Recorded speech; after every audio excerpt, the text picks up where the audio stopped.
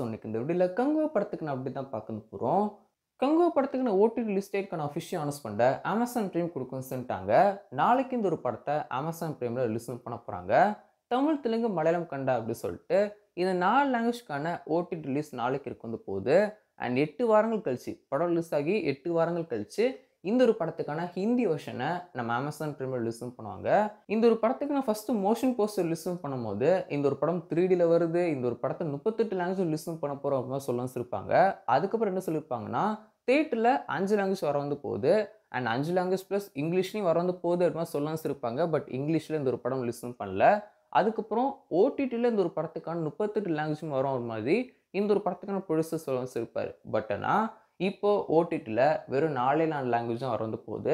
8 வாரங்கள் கழிச்சு ஹிந்தி வெர்ஷனுக்கான வெர்ஷனுமே வர வந்து செஞ்சிரும்.